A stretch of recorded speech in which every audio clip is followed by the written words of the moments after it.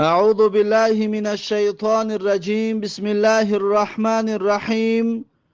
الحمد لله، الصلاة والسلام على رسول الله وعلى آله وأصحابه.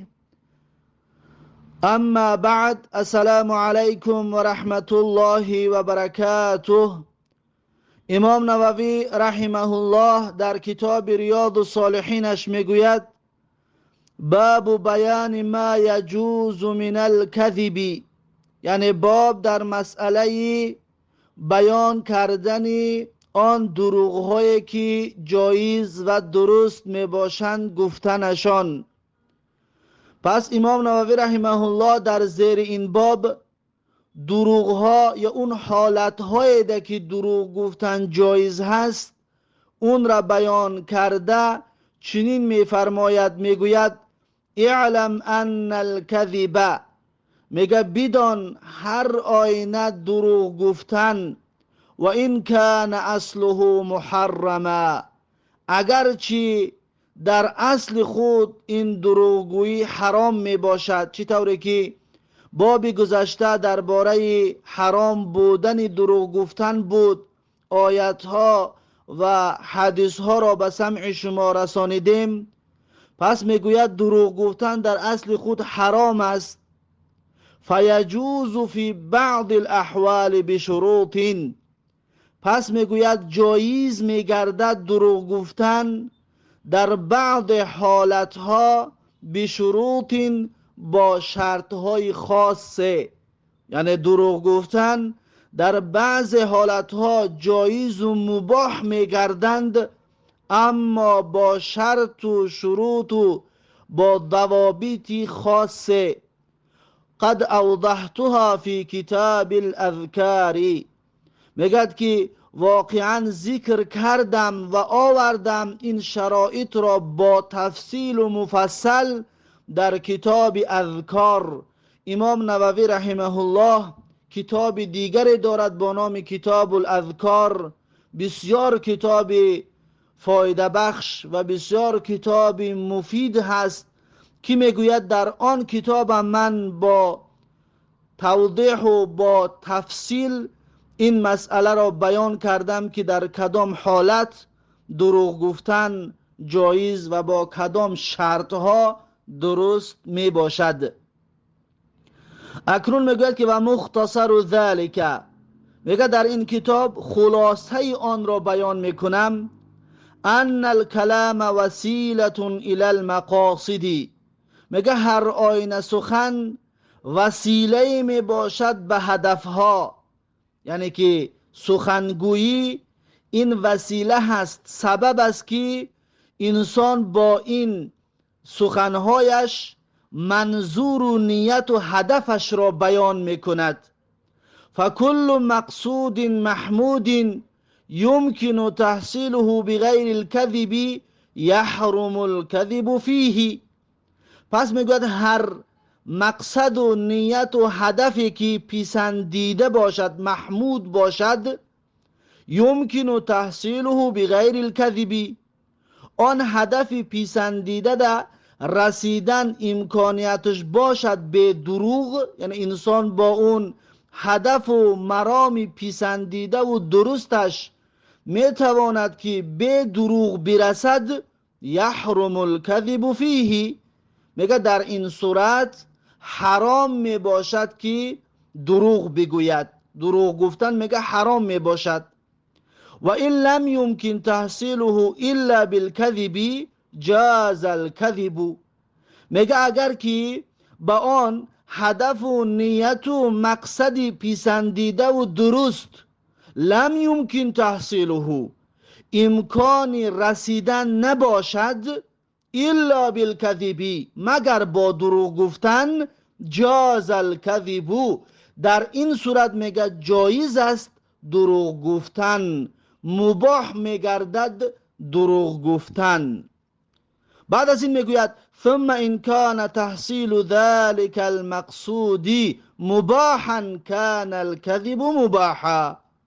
بعد میگه اگر رسیدن به آن هدف و مقصد و نیت مباح باشد، پس میگه دروغ گفتن هم مباح میگردد. پس در این صورت میگه مباح است که انسان دروغ بگوید با اون هدف و با اون نیت و با اون مقصد پیسندیده اش برسد. و این کان واجبا کان الکذب واجبا، اگر که به دست آوردن آن هدف و مقصد و نیت واجب باشد، کان الکذب واجبا، پس در این صورت میگه دروغ گفتن هم همچنین واجب میگردد. فاذا اختفى مسلم من ظالم يريد قتله، اکنون مثال میزند میگوید که فاذا اختفى مسلم، پس هنگام میگه یک مسلمان پنهان شود، بجا شود از ظالم، یک ستمگار و ظالم مسلمان را جستجو کرده ایستاده باشد، یرید قتله، اون ستمگار ظالم میخواهد که این مسلمان را به قتل برساند، او اخذ ماله، یا اون ظالم اون ستمگار میخواهد که این مسلمان را مالش را بگیرد، او اخفا ماله، یا این مسلمان میگه پنهان کردگی است از ظالم مالش را، مال خود را پنهان کرده است تا اینکه این ظالم غاصب مالش را از دستش نگیرد. و سئل انسان عنه، در همین صورت میگه یک انسان دیگری را درباره این مسلمان بجا شده، این مسلمانی که پنهان شدگی است، درباره این میگه یک کسی دیگر را پرسیدند، میگه وجب الکذب باخفائه، واجب است دروغ بگوید این مسلمان بجا شدن آن را، یعنی که اون بجا شدگی است، میداند در کجا بجا شدگی است یا مالش را در کجا بجا کردگی است، میداند این انسان. وقتی که ظالم وقتی میپرسد، این برای این واجب است که دروغ بگوید نمیدانم، واجب است در این صورت دروغ گفتن. میگه و کذا لو کان عنده ودیعه، و همچنین میگه اگر در نزد یک انسان ودیعه باشد، امانت باشد، مثلا یک کس به دست شما ودیعه داده است، امانت دادگی است، و اراد ظالم اخذها، یک ظالم فهمید که در دست شما امانتی کسی هست، خواست که اون امانت را از شما بگیرد، اون ظالم اون امانت را از دست شما میخواهد بگیرد، میگه وجب الکذب باخفائها، در این صورت واجب است دروغ گفتن برای پنهان کردنش، یعنی اون را به نیتی به مقصدی پنهان کردن دروغ بگوید در دست من امانت وجود ندارد، من امانت را ندیدم، این دروغ است، اما جایز است گفتنش، واجب است، نه تنها جایز بلکه واجب است. میگه که والاحوط فی هذا كله ان یوری، لیکن میگه احوط یعنی که با احتیاط نزدیکتر در همه این مسائلی که حالا بیان کردیم، با احتیاط نزدیکتر این هست که توریه بکند، ان یوریه یعنی که توریه کند. توریه چی است؟ حالا خود امام نووی رحمه الله معنای توریه را بیان میکند، میگوید که و معنی التوریه، یعنی معنای توریه چنین است که ان یقصد بعبارته مقصودا صحیحا ليس هو كاذبا بالنسبة إليه، وإن كان كاذبا في ظاهر اللفظ وبالنسبة إلى ما يفهمه المخاطب. پس میگوید که معنای توریه چنین است که ان یقصد بعبارته مقصودا صحیحا، یعنی نیت کند، در نظر بگیرد با اون کلماتی که به زبان میارد، با اون عباره‌ای که میگوید، مقصودا صحیحا، یعنی یک مقصد درست را در نظر بگیرد، مقصد درست را نیت بکند، لیس هو کاذبا بالنسبه الیه، پس در این صورت میگه اون انسان دروغگو به نسبت خودش نمی باشد. پس در این صورت یعنی یک مقصدی نیکتی، یک عباره را به زبان بیارد، در این صورت اون انسان یعنی در نفس خودش، در نظر خودش، نسبت به خودش دروغگو حسابیده نمی شود، زیرا که مقصدش دیگر چیز است. یک مثال تقدیم کنیم تا اینکه منظور این عباره را بفهمید چی است. مثلا در کتاب ها ذکر می شود روزی که روز کس نزد امام احمد ابن حنبل رحمه الله آمد برای کدام شاگرد امام احمد را جستجو کردن. وقتی که آمد از امام احمد ابن حنبل شاگردش را پرسید، امام در همین حالت میگه دستش را در دستش میمالید، یعنی که در حالت دست را در دست شکیدن بود. در همین حالت میگوید وقتی که پرسیدش که فلان شاگرد در کجاست، امام احمد گفت که اینجا نیست، اینجا نیست، یعنی توریه کرد. منظورش چی بود؟ منظورش که در داخل دست من نیست. دیدید؟ اینجا نیست. اکنون همین کلمه امام احمد ابن حنبل وقتی دستانش را میشکید گفت که اینجا نیست، نیت امام احمد ابن حنبل چی بود؟ در داخل دست من نیست. انا همین را میگن توریه. پس عباره که امام احمد به زبان آورد نیتش داخل دستش بود.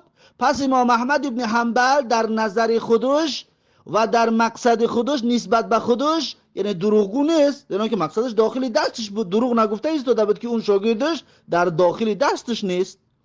میگه و این کان کاذبا فی ظاهر لفظی، اگر هرچند که میگه در ظاهر لفظ میگه این دروغ است، و بالنسبت الی ما یفهمه المخاطب، و بالنسبت اون چیزی که میفهمد انسان مخاطب، یعنی انسان گوش کننده، انسان شنونده، این دروغ هست. چی طوری که اون کسی که از امام احمد ابن حنبل این سخن را شنید، یعنی اون دروغ بود نسبت به او، زیرا که امام احمد میدانست که شاگردش در کجا است. اون فکر کرد یعنی در نزد اون نیست، در خانه اون نیست، اون نمیدونه در کجا است. دیدید؟ این را میگویند توریه. امام احمد ابن حنبل رحمه الله روز شاگردش را به این طریق توریه نجات دادگی هست. اکنون بعد از توریه را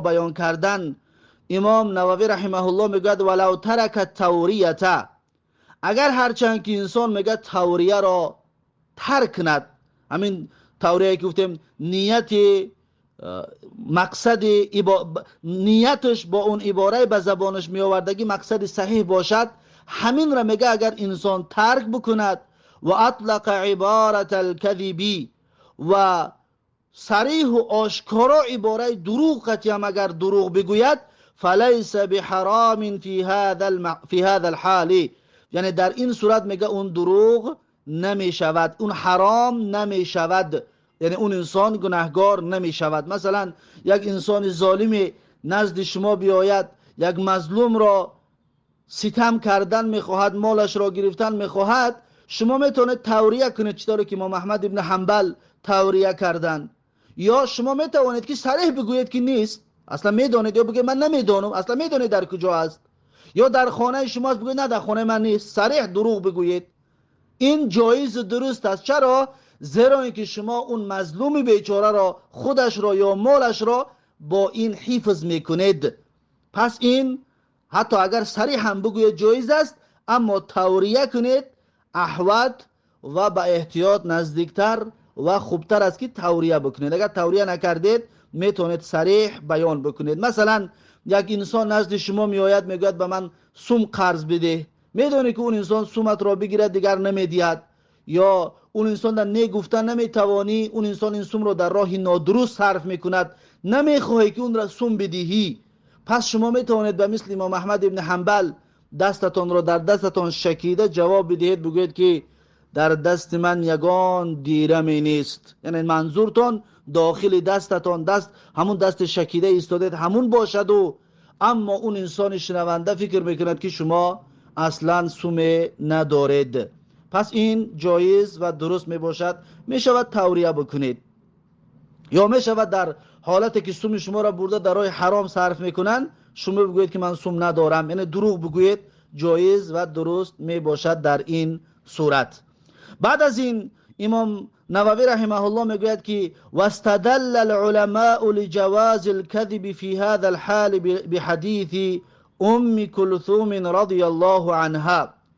میگه دلیل گرفته که هستن علما برای جایز بودن دروغ گفتن در این حالتایی که حالا ذکر کردیم با حدیث ام کلثوم رضی الله عنها انها سمعت رسول الله صلی الله علیه و سلم یقول. هر آینه میگه ام کلثوم رضی الله عنها شنیده است رسول الله صلی الله علیه و سلم را که رسول الله صلی الله علیه و سلم میگفتند لیس الكذاب الذي یصلح بین الناس، یعنی رسول الله میگوید دروغگو نیست شخصی که صلح ایجاد میکند، آشتی میآورد در بین مردم. یک انسان با دروغ اگر هرچند دروغ هم بگوید برای صلح انداختن و صلح ایجاد کردن و آشتی انداختن در بین دو کس یا در بین قوم، پس میگوید این انسان دروغگو شماریدن نمی شود، این انسان دروغگو شماریدن نمی شود. فینمی خیرا، یعنی که این انسان با این سخن مصلحت آمیزش میرساند خیر را. فینمی خیرا، میرساند این انسان با این سخن صلح ایجاد کنندهش و آشتی آرندهش خیر را. او یقول خیرا، یا مثلا سخن نیک را میگوید، پس میگوید این دروغگو نیست، این انسان دروغگو نیست. اگر هرچند که از پیش خودش هم بگوید برای صلح انداختن و برای صلح ایجاد کردن یا در بین دو قهری برای آشتی دراندن دروغ هم بگوید، این انسان دروغگو شماریدن نمی شود، یعنی این انسان گناهگار نمی شود.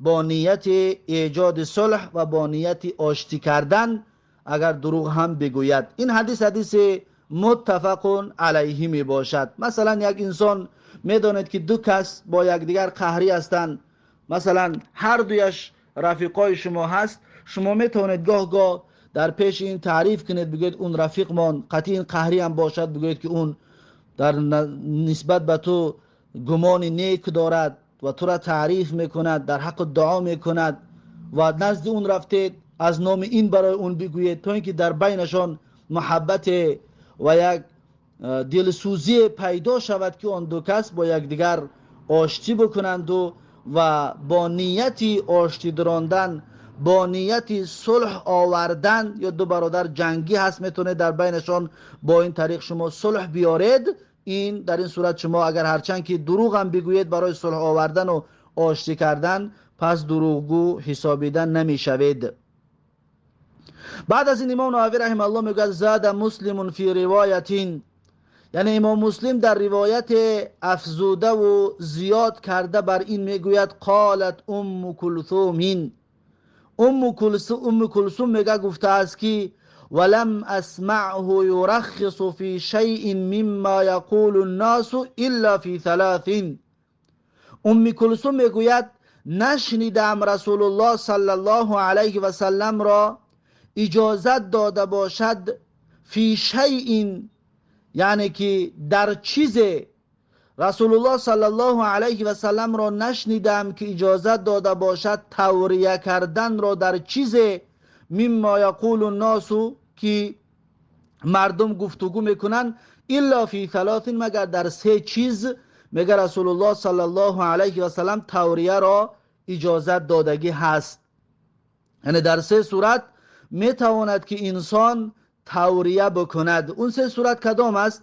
میگه تعنی الحرب، یعنی مقصدش میگه یکم جنگ بود، در حالت جنگ، یا مثلا دشمن میخواهد از شما معلومات به دست بیارد، شما میتوانید که اون دشمن را دروغ بگویید که لشکر ما چقدر قوت و چقدر، یعنی درباره لشکر چقدر زیادتی نشان بدهید، یا بگویید که من نمیدانم، و در این صورت جایز است توریه کردن.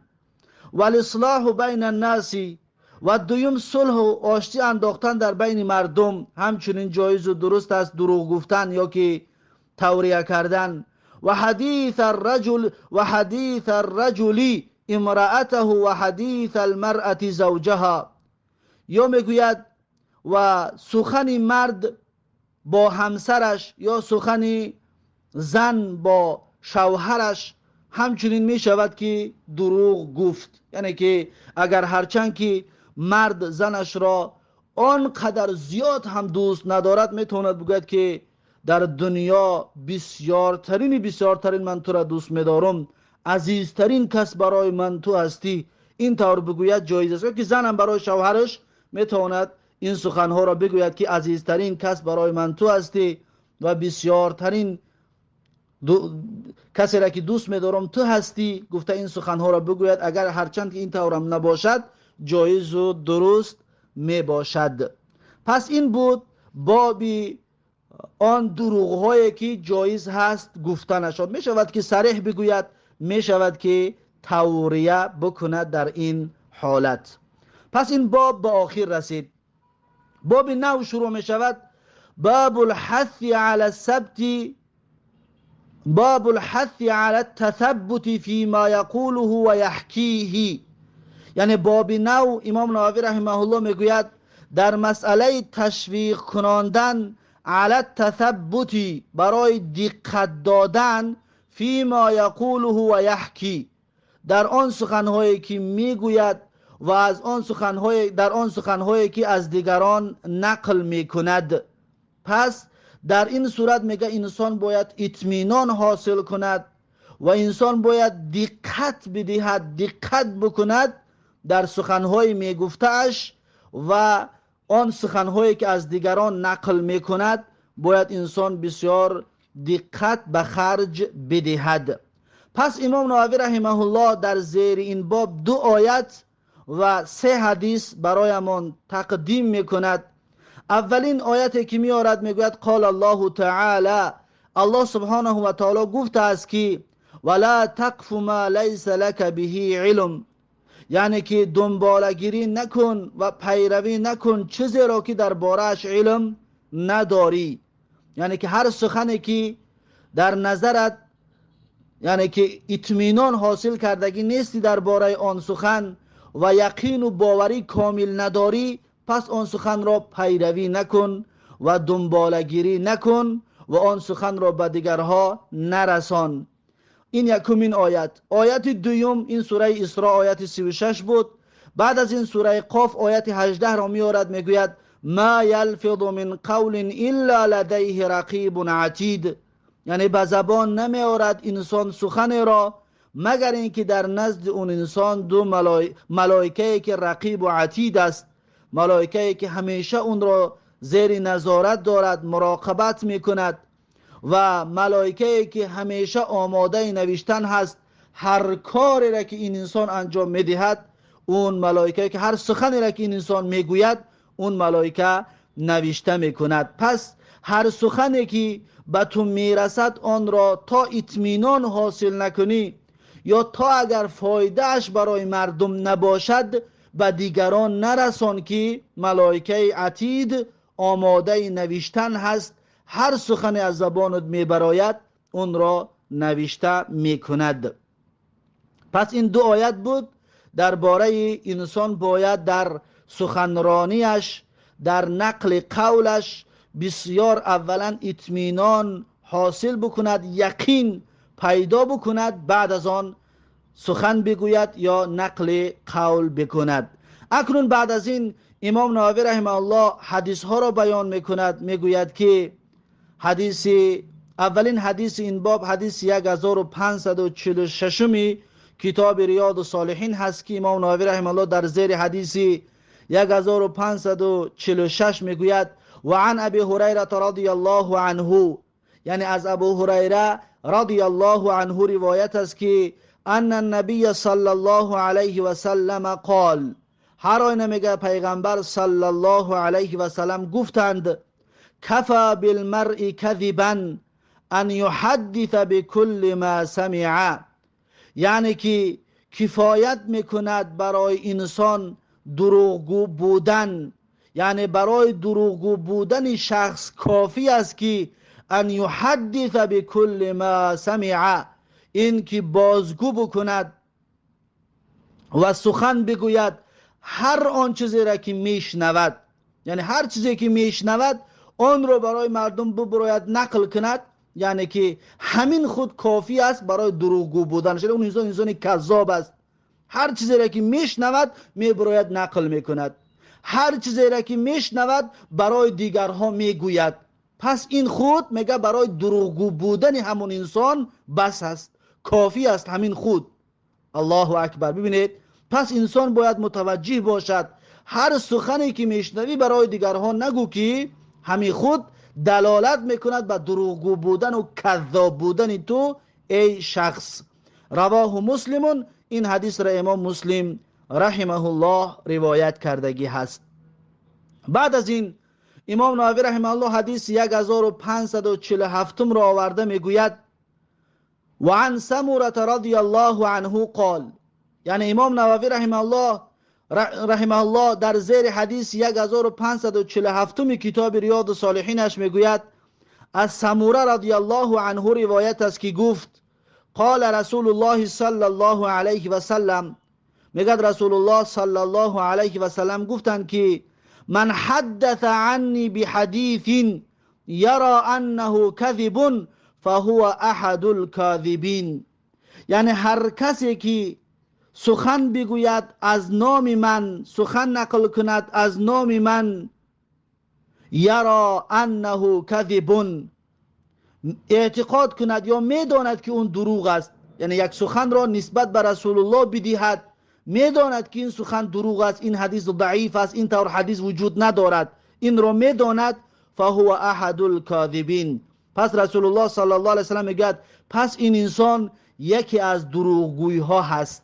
یعنی که یک حدیثی که اصل ندارد، یک سخنی را که میدانی که رسول الله نگفته است، اون را برای مردم بگویی، برای مردم نقل کنی، میگه این نقل کننده یکی از دروغگوی ها است، یکی از انسان های کذاب می باشد. رواه مسلمون، این حدیث را امام مسلم رحمه الله روایت کردگی هست. این بود حدیث 1547 کتاب ریاض الصالحین. بعد از این امام نووی رحمه الله حدیث 1547 کتاب ریاض الصالحین را آورده در زیر حدیث 1547 می فرماید و عن اسماء رضی الله عنها، یعنی که از اسماء رضی الله عنها روایت است ان امرأة قالت، هر آینه میگه زن گفت یا رسول الله این لی ضرة، گفت ای رسول الله هر آینه من دره دارم، دره یعنی باغچان. یعنی زن آمد نزد رسول الله گفت که ای رسول الله من باغچان دارم، یعنی کنداش دارم. باغچان یعنی که باغچان کی است یا کنداش کی است؟ باغچان یا کنداش یعنی که مرد دو زن میگیرد، زن یکم در دوم باغچان یا کنداش میشود. یعنی که گفت ای رسول الله من باغچان دارم، فهل علی جناح، گفت آیا گناهی هست بر من این تشبعت من زوجی غیر الذی یعطینی، یعنی این که من سیریم را وانمود بکنم از شوهرم، یعنی که از شوهرم وانمود بکنم گویا که با من چیزی را داده است غیر الذی یعطینی، اما برای من چیزی نداده است. یعنی در نزد باغچانم، در نزد زنی شوهرم بروم و در نزد اون یه نمود وانمود بکنم گویا که شوهرم برای من بسیارتر چیز میخرد نسبت به تو، یا این کارها را بکنم. گفت آیا جایز است؟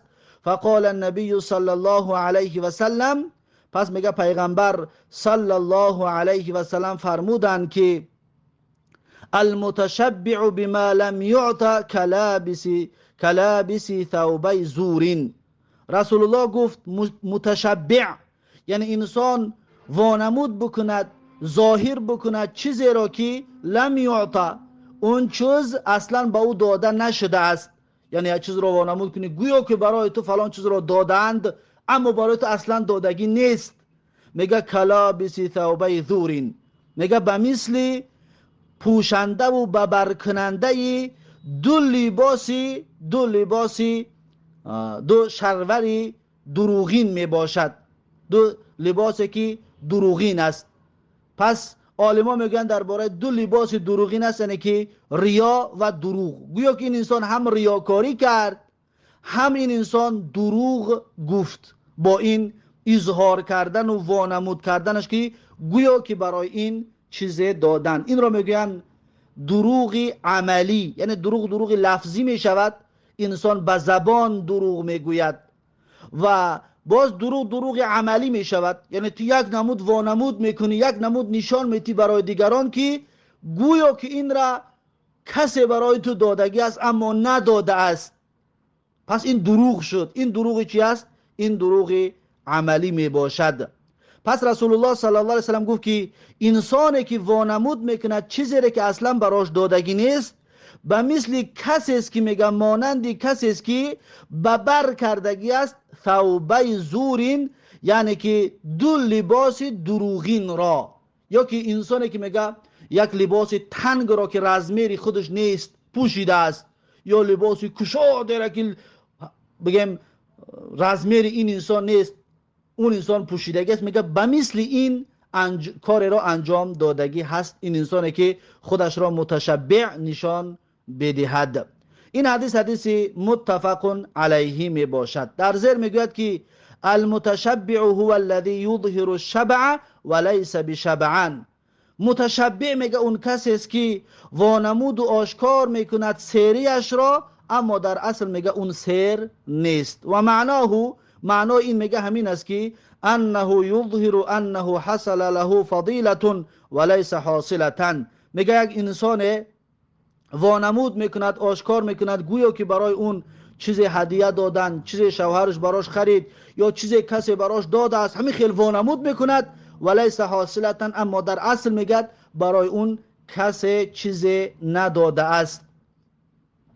پس این رو میگوین متشبع، یعنی که وانمود کند گویا که شوهرش، یعنی در پیش زن شوهرش میرود، این زن وانمود میکند که شوهرش براش چلاش خریده است یا لباس نو خریده است و یگان محبت زیادتر نشان میتید گویا گفته این کارها را بکند. این یعنی دو گناه دارد، غیر دروغ بودن دو گناه، یکم ریاکاری، دوم دروغ. دو گناه بالای این زن نوشته میشود اگر در نزد باغچانش، در نزد کنداشش رفته این کار را انجام بدهد. پس این بود باب تشویق کردن برای دقت دادن و اطمینان حاصل کردن با آن چیزی که انسان میگوید و آن چیزی را که از دیگرها نقل میکند بیاید باید متوجه باشد. پس این باب هم به آخر رسید. بعد از این باب نو شروع می شود، باب بیان غلظ تحریم شهادت زور، یعنی باب در مسئله بد حرام بودن، سخت حرام بودن شهادت زور، یعنی گواهی دادن بر دروغ.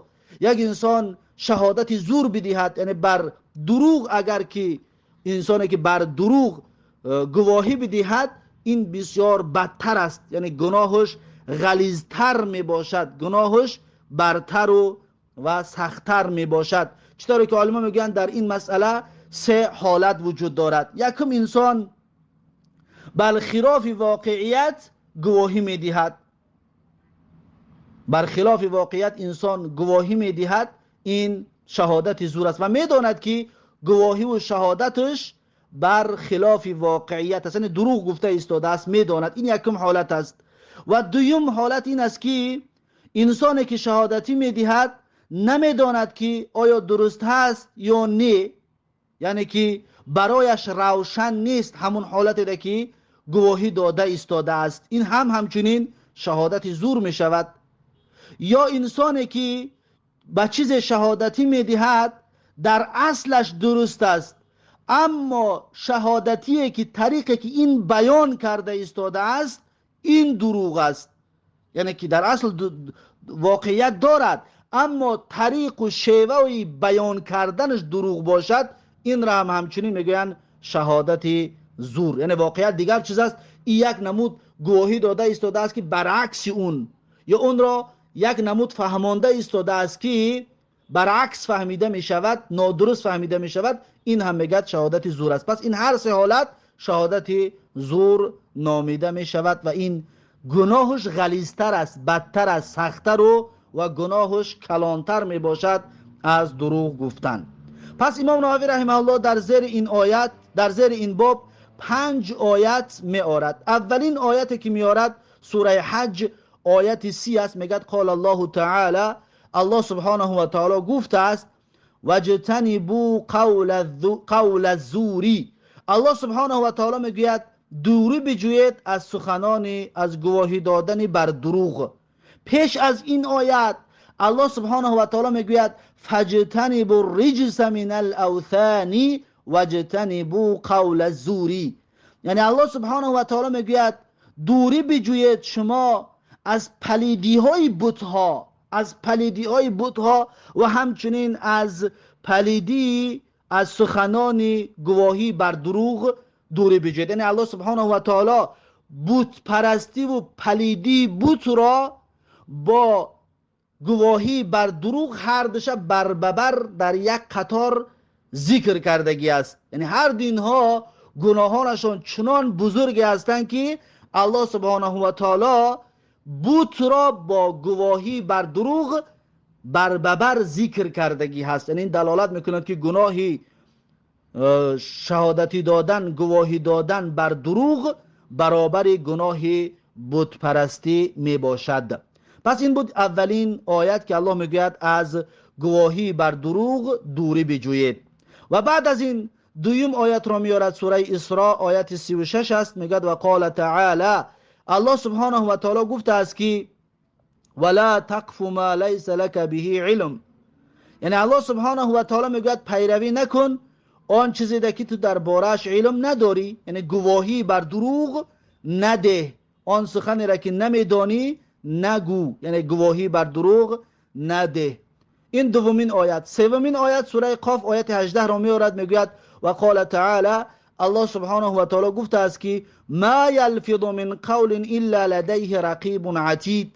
یعنی به زبان نمی آورد انسان سخن را مگر اینکه در نزد اون ملائکه مراقب، ملائکه محافظی که همیشه اون را نگاه کرده ایستاده است و آماده نوشتن هست هر چیزی که از زبانش می براید. پس گواهی بر دروغ نده که آن چیزی را که زبانت میگوید اون ملائکه نوشته ایستاده است. این سومین آیت. و چهارمین آیت سوره فجر آیت 14 را میارد، میگد و قال تعالی، الله سبحانه و تعالی گفته است که ان ربک لبالمرصاد. هر آینه پروردگار تو در کمینگاه است. یعنی چی؟ یعنی پروردگار تو همیشه مراقب تو است، همیشه تو را نگاه کرده ایستاده است، همیشه از هر حالتی تو انسان پروردگارت آگاه است، همیشه تو را میبیند تو چیکار کرده ایستاده، تو چیکار کرده ایستاده است، تو چیکار کرده ایستاده ای انسان. الله سبحانه و تعالی تو را میبیند. پس سخنی بر دروغ، شهادتی بر دروغ نگو که الله تو را نگاه کرده و از حال تو با خبر می باشد. و این بود چهارمین آیت. و آخرین آیتی که میارد سوره فرقان آیت 72 است. میگد و قال تعالی، الله سبحانه و تعالی گفته است که والذین لا یشهدون الزور. یعنی الله سبحانه و تعالی مؤمنان کامل الایمان را صفاتهایشون را بیان کرده، میگوید و کسانی که گواهی بر دروغ نمیدهند. یعنی مؤمن کامل الایمان، یعنی اهل ایمان، اهل توحید کسانی هستند که گواهی دروغی نمیدهند، شهادتی دروغ نمیدهند. پس اینها اهل ایمان یا اهل توحید می باشند. پس این بود 5 آیتی که امام نووی رحمه الله در زیر باب بد بودن و سخت بودن حرام، سخت حرام بودن گواهی بر دروغ. بعد از این امام نووی رحمه الله یک حدیث در زیر این باب بیان میکند که این حدیث 1549 کتاب ریاض الصالحین می باشد.